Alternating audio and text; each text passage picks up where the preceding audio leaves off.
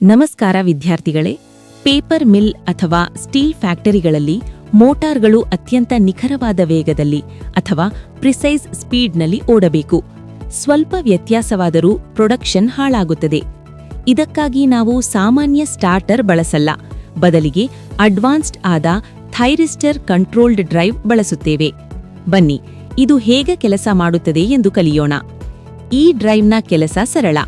ಇದು ಬರುವ AC power ಅನ್ನು ಡಿಸಿ ಪವರ್ ಆಗಿ ಬದಲಾಯಿಸಿ ಮೋಟಾರ್ಗೆ ಕೊಡುತ್ತದೆ. ಆದರೆ ಇದು ಸುಮ್ಮನೆ ಕನ್ವರ್ಟ್ ಮಾಡುವುದಿಲ್ಲ, ಇದು ನೀರಿನ ನಲ್ಲಿಯಂತೆ ಕೆಲಸ ಮಾಡುತ್ತದೆ. ನಾವು ನಲ್ಲಿ ತಿರುಗಿಸಿದರೆ ನೀರು ಜೋರಾಗಿ ಬರುವಂತೆ ಥೈರಿಸ್ಟರ್ ಬ್ರಿಡ್ಜ್ ಮೂಲಕ ನಾವು ಮೋಟಾರ್ನ ಆರ್ಮೇಚರ್ ವೋಲ್ಟೇಜ್ ಅನ್ನು ಕಂಟ್ರೋಲ್ ಮಾಡುತ್ತೇವೆ. ವೋಲ್ಟೇಜ್ ಜಾಸ್ತಿ ಆದರೆ ಸ್ಪೀಡ್ ಜಾಸ್ತಿ, ವೋಲ್ಟೇಜ್ ಕಡಿಮೆ ಆದರೆ ಸ್ಪೀಡ್ ಕಡಿಮೆ. ಈ ಪ್ರಯೋಗದ ಅಸಲಿ ಸೀಕ್ರೆಟ್ ಇಲ್ಲಿದೆ, ಅದೇ ಫೈರಿಂಗ್ ಆಂಗಲ್ ಆಲ್ಫಾ. ಥೈರಿಸ್ಟರ್ ಒಂದು ಸ್ವಿಚ್ ತರಹ. ಎಸಿ ವೇವ್ ಬರುವಾಗ ಅದನ್ನು ಯಾವಾಗ ಆನ್ ಮಾಡಬೇಕು ಎಂದು ಈ ಆಂಗಲ್ ನಿರ್ಧರಿಸುತ್ತದೆ. ನಾವು ಬೇಗ ಆನ್ ಮಾಡಿದರೆ ಮೋಟಾರ್ಗೆ ಹೆಚ್ಚು ವೋಲ್ಟೇಜ್ ಸಿಗುತ್ತದೆ, ತಡವಾಗಿ ಆನ್ ಮಾಡಿದರೆ ಕಡಿಮೆ ವೋಲ್ಟೇಜ್ ಸಿಗುತ್ತದೆ. ಈ ಟೈಮಿಂಗ್ ಕಂಟ್ರೋಲ್ ಮಾಡುವುದೇ ಈ ಡ್ರೈವ್ನ ಮ್ಯಾಜಿಕ್. ಈಗ ನಾವು ಟ್ರೈನರ್ ಕಿಟ್ ಬಳಸಿ ಮೋಟಾರ್ ಓಡಿಸೋಣ. ಆದರೆ ಒಂದು ಗೋಲ್ಡನ್ ರೂಲ್: ಡ್ರೈವ್ ಆನ್ ಮಾಡುವ ಮೊದಲು ಸ್ಪೀಡ್ ಕಂಟ್ರೋಲ್ ನಾಬ್ ಅಥವಾ ಪೊಟೆನ್ಷಿಯೋಮೀಟರ್ ಯಾವಾಗಲೂ ಮಿನಿಮಮ್ ಅಥವಾ ಶೂನ್ಯದಲ್ಲಿರಬೇಕು ಮತ್ತು ಲೋಡ್ ಸ್ವಿಚ್ಗಳು ಆಫ್ ಇರಲಿ. ಬನ್ನಿ, ನಿಧಾನವಾಗಿ ಫೈರಿಂಗ್ ಆಂಗಲ್ ಬದಲಾಯಿಸಿ ಸ್ಪೀಡ್ ಚೆಕ್ ಮಾಡೋಣ. ಡಿಯರ್ ಟ್ರೈನೀಸ್, ಇವತ್ತು ನಾವು ಸ್ಪೀಡ್ ಕಂಟ್ರೋಲ್, ಡಿ.ಸಿ ಮೋಟರ್ನ ಸ್ಪೀಡ್ ಕಂಟ್ರೋಲ್ ಮಾಡೋದು ಇನ್ನೊಂದು ಮೆಥಡನ್ನು ತಿಳ್ಕೊಳ್ಳೋಣ.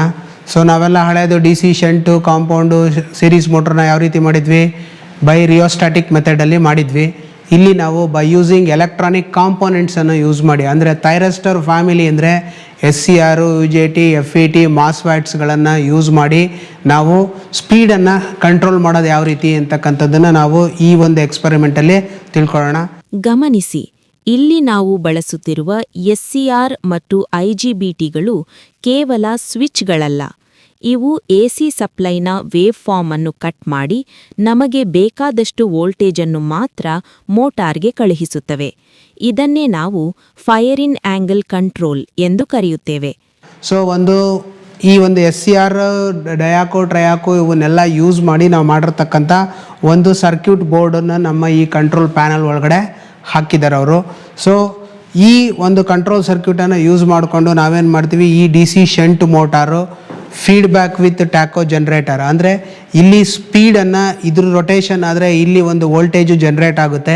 ಈ ಜನ್ರೇಟ್ ಆಗಿರೋ ವೋಲ್ಟೇಜನ್ನು ನಾವು ಈ RPM ಮೀಟ್ರ್ ಕೊಡ್ತೀವಿ. RPM ಮೀಟ್ರ್ ಕೊಟ್ಟರೆ ಆ RPM ಮೀಟ್ರ್ ಎಷ್ಟು ಸ್ಪೀಡ್ ಓಡ್ತಾ ಇದೆ ಅಂತ ಆ ವೋಲ್ಟೇಜನ್ನು ಕನ್ವರ್ಟ್ ಮಾಡಿ ನಮಗಿಲ್ಲಿ ಡಿಸ್ಪ್ಲೇನಲ್ಲಿ ಸ್ಪೀಡ್ ರೀಡಿಂಗನ್ನು ತೋರಿಸುತ್ತೆ. RPM ಎಷ್ಟು RPMಲ್ಲಿ ಓಡ್ತಾ ಇದೆ ಅಂತ ನಮಗೇನಾಗುತ್ತೆ ಕನ್ವರ್ಟ್ ಮಾಡಿ ತೋರಿಸುತ್ತೆ. ಇದು tacho generator, DC shunt motor coupled with tacho generator ಅಂತ ಇದು ಒಂದು ಯೂನಿಟ್ ನಮ್ಮ ಹತ್ರ ಇದೆ. Block diagram: motor to tacho to controller to error signal. ಇಲ್ಲಿ ಟ್ಯಾಕೋ ಜನರೇಟರ್ ಕೇವಲ ಸ್ಪೀಡ್ ತೋರಿಸಲು ಮಾತ್ರ ಅಲ್ಲ, ಇದು ಈ ಸಿಸ್ಟಮ್ನ ಕಣ್ಣು ಇದ್ದ ಹಾಗೆ. ಇದು ಮೋಟಾರ್ ಸ್ಪೀಡನ್ನು ವೋಲ್ಟೇಜ್ ಆಗಿ ಬದಲಿಸಿ ಕಂಟ್ರೋಲರ್ಗೆ ಫೀಡ್ಬ್ಯಾಕ್ ಕೊಡುತ್ತದೆ. ಇದನ್ನೇ ನಾವು ಕ್ಲೋಸ್ಡ್ ಲೂಪ್ ಸಿಸ್ಟಮ್ ಎನ್ನುತ್ತೇವೆ. ಈ ಯೂನಿಟ್ಟು ಪ್ಲಸ್ ಇದಕ್ಕೆ ನಾವೇನು ಮಾಡಿದ್ದೀವಿ, ಲೋಡಿಂಗ್ ಅರೇಂಜ್ಮೆಂಟು ಕೂಡ ಮಾಡಿದ್ದೀವಿ. ಯಾಕೆ ಲೋಡಿಂಗ್ ಅರೇಂಜ್ಮೆಂಟ್ ಮಾಡಿದ್ದೀವಿ ಅಂದರೆ, ನೀವು ಹಿಂದಿನ ಎಕ್ಸ್ಪೆರಿಮೆಂಟ್ಗಳಲ್ಲೆಲ್ಲ ನೀವು ಸ್ಪೀಡ್ ಕಂಟ್ರೋಲ್ ಮಾಡಿದ್ರಿ, ಲೋಡ್ ಕೊಟ್ಟಾಗ ಏನಾಗುತ್ತೆ, ಸ್ಪೀಡ್ ಆಟೋಮೆಟಿಕ್ಕಾಗಿ ಮತ್ತೆ ಡೌನು ಆಗುತ್ತೆ. ಬಟ್ ಈ ರೀತಿ ನಾವು ಥೈರಿಸ್ಟರ್ ಫ್ಯಾಮಿಲೀಸ್ನ ಯೂಸ್ ಮಾಡಿ DC ಮೋಟ್ರ್ ಸ್ಪೀಡ್ ಕಂಟ್ರೋಲನ್ನು ಮಾಡಿದ್ರೆ ಯಾವುದೇ ಕಾರಣಕ್ಕೂ ನಿಮಗೆ ಡ್ರಾಪು ಆಗಲ್ಲ, ಒಂದೇ ಕಾನ್ಸ್ಟೆಂಟ್ ಸ್ಪೀಡಲ್ಲೇ ಓಡುತ್ತೆ. ಅನ್ನೋದಕ್ಕೋಸ್ಕರ ನಾವು ಈ ಥೈರಿಸ್ಟರ್ ಡ್ರೈವ್ಸ್ಗಳನ್ನು ಇವತ್ತು ನವೆಡೇಸ್ ನಾವೆಲ್ಲ ಕಡೆನೂ ಯೂಸು ಮಾಡ್ತಾಯಿದ್ದೀವಿ. ಸೊ ಮೊದಲನೇದಾಗಿ ನಿಮಗೆ ಸರ್ಕ್ಯೂಟಲ್ಲಿ ಕೊಟ್ಟಿರಂಗೆ ಒಂದು ಡ್ರೈವನ್ನು ಕೊಟ್ಟಿದೆ. ಆ ಡ್ರೈವಲ್ಲಿ ಏನೇನು ಔಟ್ಪುಟ್ಸ್ ಬರುತ್ತೆ ಅಂತ ನೋಡ್ಕೊಳ್ಳಿ. ಡ್ರೈವಲ್ಲಿ ಔಟ್ಪುಟ್ಸು ಒಂದು ಆರ್ಮೇಚರ್ಗೆ ಕನೆಕ್ಷನ್ ಹೋಗುತ್ತೆ ಡ್ರೈವಿಂದ, ಮತ್ತು ಫೀಲ್ಡ್ ವೈಂಡಿಂಗ್ಗೆ, ಶಂಟ್ ಫೀಲ್ಡ್ ವೈಂಡಿಂಗಿಗೆ ಕನೆಕ್ಷನ್ ಹೋಗುತ್ತೆ. ಮತ್ತು ಟ್ಯಾಕೋ ಜನ್ರೇಟ್ರಿಂದ ನಮಗೊಂದು ಔಟ್ಪುಟ್ ಬರುತ್ತೆ, ಟ್ಯಾಕೋ ಜನ್ರೇಟ್ರಿಂದ ಇನ್ಪುಟ್ ಇದಕ್ಕೊಂದು ಬರುತ್ತೆ. ಮತ್ತು ಸ್ಪೀಡ್ನ ವೇರಿ ಮಾಡಲಿಕ್ಕೆ ಒಂದು ರೆಗ್ಯುಲೇಟ್ರನ್ನು ಕೊಟ್ಟಿದ್ದಾರೆ ಇಲ್ಲಿ. ಸೊ ಈ ಸ್ಪೀಡ್ನ ವೇರಿ ಮಾಡಲಿಕ್ಕೆ ರೆಗ್ಯುಲೇಟ್ರನ್ನ ವೇರಿ ಮಾಡಿದ್ರೆ ಇಲ್ಲಿ ನಮಗೇನಾಗುತ್ತೆ, A1 A2ಗೆ ನಮಗೇನಾಗುತ್ತೆ ವೋಲ್ಟೇಜು ವೇರಿಯೇಷನ್ 0 to 180 ವೋಲ್ಟ್ಸ್ ತನಕ ವೇರಿಯೇಷನ್ನು DC ವೋಲ್ಟೇಜು ಆಗುತ್ತೆ. ಇಲ್ಲಿ ನಿಮಗೆ ಕನೆಕ್ಟ್ ಮಾಡಿ ಸಪ್ಲೈ ಆನ್ ಮಾಡ್ತಿದ್ದಂಗೆ F1 F2ಗೆ 250 ವೋಲ್ಟ್ಸ್ ಡೈರೆಕ್ಟಾಗಿ voltage D C voltage 220 volts D C voltage ಇದಕ್ಕೆ ಬರುತ್ತೆ. ಇಲ್ಲಿ ಕಾನ್ಸ್ಟೆಂಟ್ ಮ್ಯಾಗ್ನೆಟಿಕ್ ಫೀಲ್ಡ್ನ D C shunt field produce ಮಾಡ್ತಾ ಇರುತ್ತೆ. ದೊಡ್ಡದಾಗಿ ಡೇಂಜರ್ ಚಿಹ್ನೆ ತೋರಿಸಿ text never open field winding. ಒಂದು ಪ್ರಮುಖ ಎಚ್ಚರಿಕೆ: ಆರ್ಮೇಚರ್ಗೆ ಸಪ್ಲೈ ಕೊಡುವ ಮುಂಚೆ ಫೀಲ್ಡ್ ವೈಂಡಿಂಗ್ಗೆ ಸಪ್ಲೈ ಸಿಕ್ಕಿದೆಯಾ ಎಂದು ಖಚಿತಪಡಿಸಿಕೊಳ್ಳಿ. ಫ್ಲಕ್ಸ್ ಇಲ್ಲದೆ ಮೋಟಾರ್ ರನ್ ಮಾಡಿದ್ರೆ ಸ್ಪೀಡ್ ಅನ್ಕಂಟ್ರೋಲ್ಡ್ ಆಗಿ ಮೋಟಾರ್ ಸುಟ್ಟು ಹೋಗುವ ಸಾಧ್ಯತೆ ಇದೆ. ನೆನಪಿಡಿ, ಸ್ಪೀಡ್ ಮತ್ತು ಫ್ಲಕ್ಸ್ ಯಾವಾಗಲೂ ವಿಲೋಮಾನುಪಾತದಲ್ಲಿ ಇರುತ್ತವೆ. ಆರ್ಮೇಚರ್ಗೆ ಮಾತ್ರ ನಾವು ವೋಲ್ಟೇಜ್ನ ವೇರಿ ಮಾಡ್ತಾ ಹೋಗ್ತೀವಿ. ವೋಲ್ಟೇಜ್ ವೇರಿ ಮಾಡ್ದಂಗೆ ಅದರಲ್ಲಿ ಮ್ಯಾಗ್ನೆಟಿಕ್ ಫೀಲ್ಡ್ ಪ್ರೊಡ್ಯೂಸು ಡಿಫ್ರೆಂಟಲ್ಲಿ ಆಗ್ತಾ ಇರುತ್ತೆ. ಆ ಒಂದು ಟಾರ್ಕ್ ಏನು ಪ್ರೊಡ್ಯೂಸ್ ಆಗುತ್ತೆ ಅದ್ರ ಮೇಲೆ ಸ್ಪೀಡ್ ಡಿಪೆಂಡ್ ಆಗಿರುತ್ತೆ. ಈಗ ನಾವು ಇದನ್ನು ಕನೆಕ್ಷನನ್ನು ಮಾಡೋಣ. ಇಲ್ಲಿ ವೋಲ್ಟ್ ಮೀಟ್ರು ಮತ್ತು ಅಮ್ಮೀಟ್ರನ್ನ ಕೊಟ್ಟಿದ್ದಾರೆ. ಸೊ ಏನಕ್ಕಪ್ಪ ಅಂದರೆ ವೋಲ್ಟೇಜ್ ಮೆಷರ್ ಮಾಡಲಿಕ್ಕೆ, ಇಲ್ಲಿ ನಮಗೆ ಆರ್ಮೇಚರ್ ಹತ್ರ ಎಷ್ಟು ವೋಲ್ಟೇಜ್ ಬರ್ತಾ ಇದೆ ಅಂತ ನೋಡಲಿಕ್ಕೆ, ಕಂಟ್ರೋಲ್ ಎಷ್ಟು ಮಾಡ್ತಾ ಇದ್ದೀವಿ ಅನ್ನೋದು ಗೊತ್ತಾಗಲಿಕ್ಕೆ ವೋಲ್ಟ್ ಮೀಟ್ರ್ ಇದೆ. ಅಮ್ಮೀಟ್ರ್ ನಾವು ಥ್ರೂ ಆರ್ಮೇಚರ್ ಸೀರೀಸ್ ಹಾಕ್ತೀವಿ. ಸೊ ಇಲ್ಲಿ ಲೋಡ್ ಕರೆಂಟ್ ಎಷ್ಟು ತೊಗೊತಾ ಇದೆ ಅನ್ನೋದನ್ನ ಇಂಡಿಕೇಷನನ್ನು ಮಾಡುತ್ತೆ. ಇಲ್ಲಿ ನೀವು ಡಿ ಸಿ ಮೀಟ್ರನ್ನ ಹಾಕ್ಬೇಕಾದ್ರೆ ಪೊಲಾರಿಟೀಸ್ನ ಮಸ್ಟ್ ಆ್ಯಂಡ್ ಶುಡ್ ನೀವು ನೋಡಲೇಬೇಕು. ವೋಲ್ಟ್ ಮೀಟ್ರನ್ನ ಪ್ಯಾರಲಲ್ಲಾಗೆ ಹಾಕಬೇಕು, ಅಮ್ಮೀಟ್ರನ್ನ ಇನ್ ಸೀರೀಸ್ ವಿತ್ ಸಪ್ಲೈಯಲ್ಲೇ ಹಾಕಬೇಕು. ಯಾವುದೇ ಕಾರಣಕ್ಕೂ ನೀವು ಇದನ್ನು ಮಿಸ್ಟೇಕು ಮಾಡಕೂಡ್ದು. Text check polarity plus or minus. AC ಮೀಟರ್ಗಳ ತರಹ ಡಿಸಿ ಮೀಟರ್ಗಳಿಗೆ ಹೇಗೆ ಬೇಕೋ ಹಾಗೆ ಕನೆಕ್ಷನ್ ಕೊಡಲು ಬರುವುದಿಲ್ಲ. ಪ್ಲಸ್ ವಯರನ್ನು ಪ್ಲಸ್ಗೆ ಮತ್ತು ಮೈನಸ್ ವಯರನ್ನು ಮೈನಸ್ಗೆ ಕೊಡಲೇಬೇಕು. ಉಲ್ಟಾ ಮಾಡಿದ್ರೆ ಅನಲಾಗ್ ಮೀಟರ್ನ ಮುಳ್ಳು ನೀಡಲ್ ವಿರುದ್ಧ ದಿಕ್ಕಿನಲ್ಲಿ ಬಡಿದು ಮೀಟರ್ ಹಾಳಾಗುವ ಸಾಧ್ಯತೆ ಇರುತ್ತದೆ. ಇಲ್ಲಿ ಸಪ್ಲೈಯನ್ನು ಆಫ್ ಮಾಡ್ಕೊಳ್ಳಿ. ಸಪ್ಲೈ ಆನ್ ಮಾಡ್ತಿದ್ದಂಗೆ ಇಲ್ಲಿ ಸಪ್ಲೈ ಕನೆಕ್ಷನಿಂದ ಎಲ್ಲಿಗೂ ಕನೆಕ್ಷನ್ ಹೋಗಲ್ಲ. ಇದು ಫಾರ್ ಔಟ್ಪುಟ್ ಇರಲಿ ಅಂತ ಕೊಟ್ಟಿದ್ದಾರೆ ಇದು ಬೋರ್ಡಲ್ಲಿ. ಸೊ ನಾವು ಇಲ್ಲಿಂದ ಸಪ್ಲೈ ಆನ್ ಮಾಡ್ತಿದ್ದಂಗೆ ನಿಮ್ಮ ಡ್ರೈವ್ಗೆ ಸಪ್ಲೈ ಹೋಗುತ್ತೆ. ಸಪ್ಲೈ ಹೋಗ್ತಿದ್ದಂಗೆ ನಿಮ್ಗೆ ಏನಾಗುತ್ತೆ, ಸ್ಟಾರ್ಟ್ ಬಟನನ್ನು ಪ್ರೆಸ್ ಮಾಡ್ತಿದ್ದಂಗೆ ಡ್ರೈವ್ ವರ್ಕ್ ಆಗಲಿಕ್ಕೆ ಶುರು ಆಗುತ್ತೆ. ಶುರುವಾಗ್ತಿದ್ದಂಗೆ ನೀವು ಈ ವೇರಿಯಬಲ್ ನಾಬ್ ವೋಲ್ಟೇಜನ್ನು ವೇರಿ ಮಾಡಿದ್ರೆ ಮೋಟ್ರು ರನ್ ಆಗಲಿಕ್ಕೆ ಶುರು ಆಗುತ್ತೆ. ಸೊ ಈಗ ನಾವು ವೈರಿಂಗ್ ನಿಮಗೆ ಸರ್ಕ್ಯೂಟ್ ಡಯಾಗ್ರಾಮ್ ಕೊಟ್ಟಿರೋ ಪ್ರಕಾರ ಈಗ ವೈರಿಂಗನ್ನು ಮಾಡೋಣ. ಸೊ ನೋಡಿ, ಇಲ್ಲಿ ನಾವು ಮೋಟ್ರಿಗೂ ಕನೆಕ್ಷನ್ನು ನಾವೇ ಮಾಡ್ಕೊಬೇಕು, ನೀವೇ ಮಾಡಬೇಕು. ಇಲ್ಲಿ ಇಂಟರ್ನಲ್ಲಿ ಕನೆಕ್ಟೆಡ್ ಇಲ್ಲ. ಸೊ ನಾನೇನು ಮಾಡ್ತೀನಿ ಈಗ, ಸೊ ಫಸ್ಟ್ ಒನ್ನು ಏನು ಔಟ್ಪುಟ್ ಇದೆ ಇಲ್ಲಿ, ಟ್ಯಾಕೋ 2 RPM ಮೀಟರ್ ಅಂತಿದೆ. RPM ಮೀಟ್ರಿಂದ ತೊಗೊಂಬಂದು ನಾನೇನು ಮಾಡ್ತೀನಿ,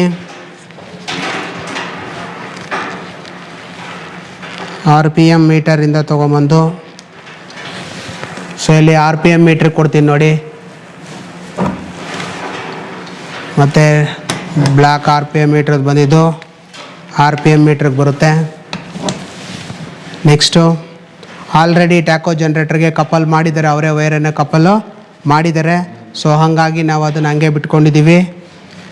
ಇಂಟರ್ನಲ್ಲಿ ಕನೆಕ್ಟೆಡ್ ಇದೆ ಅದು. ಸೊ ನೆಕ್ಸ್ಟ್ ನಾವೇನು ಮಾಡ್ತೀವಿ, ಆರ್ಮೇಚರ್ A1 ಔಟ್ಪುಟ್ಟಿಂದ ಬಂದಿದ್ದು, ಡ್ರೈವ್ ಔಟ್ಪುಟ್ A1ಇಂದ ಬಂದಿದ್ದು ಡೈರೆಕ್ಟಾಗಿ ಅಮ್ಮೀಟ್ರು ಪಾಸಿಟಿವ್ಗೆ ಹೋಗುತ್ತೆ. ಅಮ್ಮೀಟ್ರ್ ನೆಗೆಟಿವಿಂದ ಬಂದಿದ್ದು ಡೈರೆಕ್ಟಾಗಿ DC ಶಂಟ್ ಮೋಟಾರ್ A ಟರ್ಮಿನಲ್ಗೆ ಬರುತ್ತೆ, ಆರ್ಮೇಚರ್ ಟರ್ಮಿನಲ್ಗೆ. DC ಶಂಟ್ ಮೋಟಾರ್ದು A2 ಇಂದ ಬಂದಿದ್ದು, ಶಂಟ್ ಮೋಟಾರ್ A2 ಇಂದ ಬಂದಿದ್ದು ನಿಮಗೆ A2 ಡ್ರೈವಲ್ಲಿರ್ತಕ್ಕಂಥ A2 ಆರ್ಮೇಚರ್ A2 ಟರ್ಮಿನಲ್ಗೆ ಹೋಗುತ್ತೆ.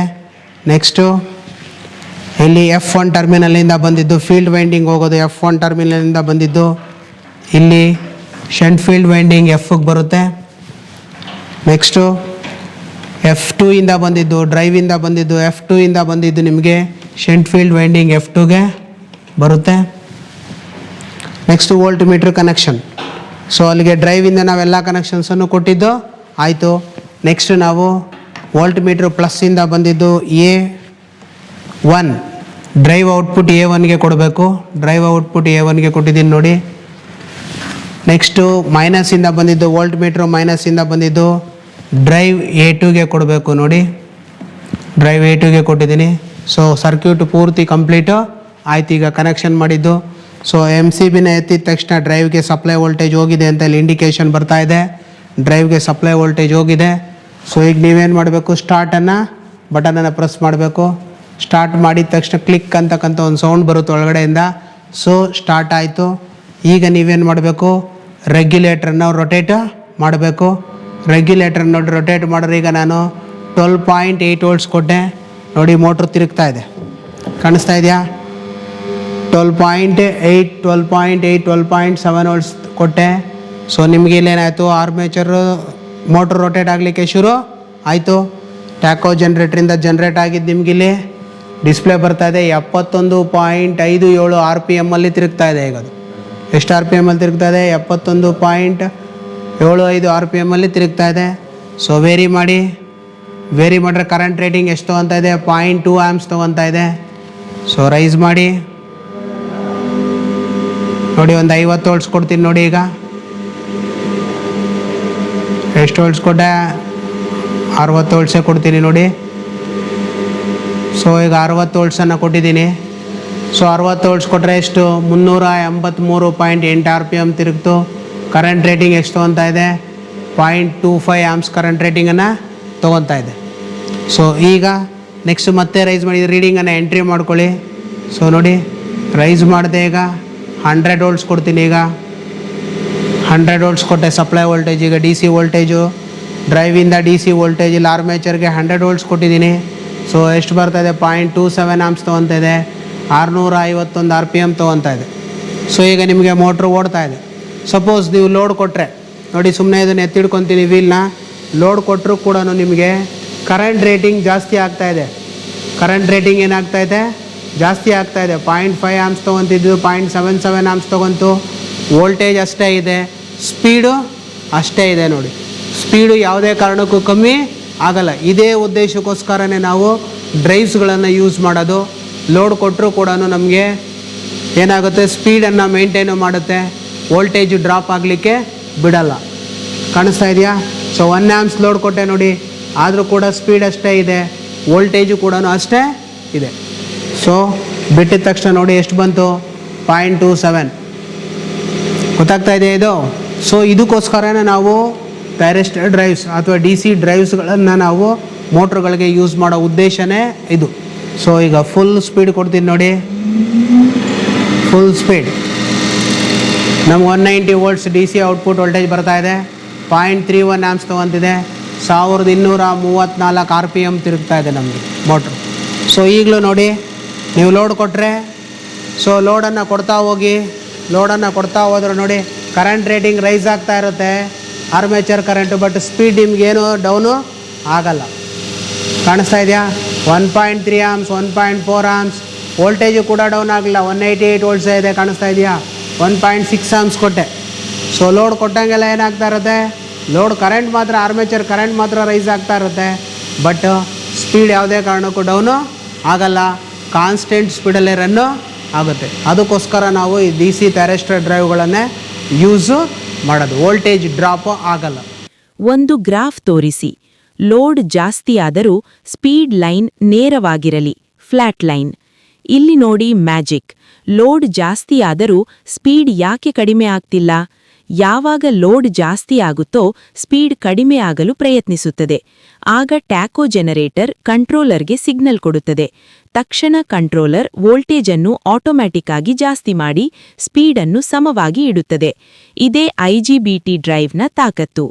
ನಾವು ಮಾಮೂಲಿ ಮೆಥಡ್, ಹಳೆ ಮೆಥಡ್ಗಳೆಲ್ಲ ನಾವು ರಿಯೋಸ್ಟಾಟಿಕ್ ಮೆಥಡ್ ಮಾಡಿದ್ರೆ ಲೋಡ್ ಕೊಟ್ಟಂಗೆ ಏನಾಗುತ್ತೆ, ವೋಲ್ಟೇಜು ಡ್ರಾಪ್ ಆಗುತ್ತೆ. ಗೊತ್ತಾಯ್ತಲ್ಲ? ಇದು ಅರ್ಥ ಆಯ್ತಲ್ಲ? ಇದನ್ನು ನೀವು ಮಾಡಿ ನೋಡಿ. ಒಂದೊಂದು ಸ್ಟೆಪ್ದು ರೀಡಿಂಗನ್ನು ನೀವು ಲೋಡ್ ಇನ್ಕ್ರೀಸ್ ಮಾಡಿ, ಒಂದೊಂದು step reading, armature current, supply armature voltage ಮತ್ತು ಸ್ಪೀಡು ಮೂರನ್ನು ಕೂಡ ಟ್ಯಾಬ್ಲರ್ ಕಾಲಮಲ್ಲಿ ಎಂಟ್ರಿ ಮಾಡಬೇಕು. ಸೊ ಲೋಡನ್ನು ತೆಗಿತೀನಿ ನೋಡಿ. ಈಗ ಹ್ಯಾಂಡ್ನ ರೊಟೇಟ್ ಮಾಡ್ರೆ ಲೋಡ್ ಏನಾಯಿತು? ಕಮ್ಮಿ ಆಯಿತು. ಓಕೆ. ಸೊ ಎಷ್ಟು ಅಂತು? 0.6 ಆ್ಯಂಪ್ಸ್ 0.5 ಆ್ಯಂಪ್ಸ್ ತೊಗೊಂಡಿದ್ದು. ಲೋಡಲ್ಲ, ಅಷ್ಟೇ ಸ್ಪೀಡಲ್ಲೇ ಇದೆ. ಓಕೆನಾ? ಇದು ಅರ್ಥ ಆಯ್ತಲ್ಲ ಇದು? ಸೊ ನೆಕ್ಸ್ಟು ಫುಲ್ಲು ಝೀರೋ ಮಾಡಿ ಆಫನ್ನು ಮಾಡಿ, ಕ್ಲಿಕ್ ಅಂತ ಸೌಂಡ್ ಬರುತ್ತೆ. ಸೊ ಅಷ್ಟೇ, ಸ್ವಿಚ್ ಆಫ್ ಮಾಡಿ. ಸೊ ಅಲ್ಲಿಗೆ ಎಕ್ಸ್ಪೆರಿಮೆಂಟು ಮುಗೀತು. ಇದನ್ನು ನೀವು ಮಾಡಿ ನನಗೆ ರೀಡಿಂಗ್ಸನ್ನು ತೆಗೆದು ತೋರಿಸ್ಬೇಕು.